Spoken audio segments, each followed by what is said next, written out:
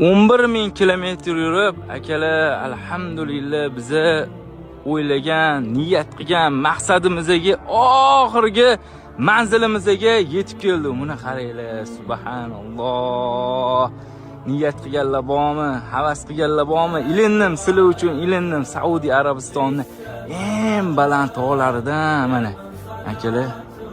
Niyat qildim, inshaalloh niyat qildim. Sizlarga ham mana shunaqa Ramazonni oylarida payg'ambarimiz Muhammad sallallohu alayhi vasallam aytgan ekanlar, kim Ramazon oyida umra qilsa, men bilan haj safarini qilgan savobiga erishadi degan ekanlar. Inshaalloh sizlarga ham mana shunaqa Ramazon oylarida ota-onanglar bilan, farzandinglar bilan, birodaringlar bilan kelib shunaqa umra ziyoratlarini qilish nasib qilsa, qo'rqadigan joyi yo'q. Mashinadami, wala saptami, pishkom kelayotganlargacha ko'rdi, wala saptlarda kelayotganlargacha ko'rdi. Niyat qilinglar, bizga o'xshab Allohga oson ekan. Akalar, sizlarni ham yetkazadi, bizga ham ko'pchilik ishonmaydi.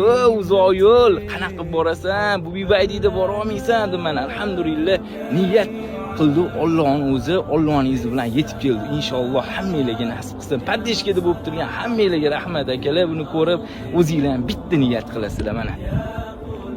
Subhanalloh.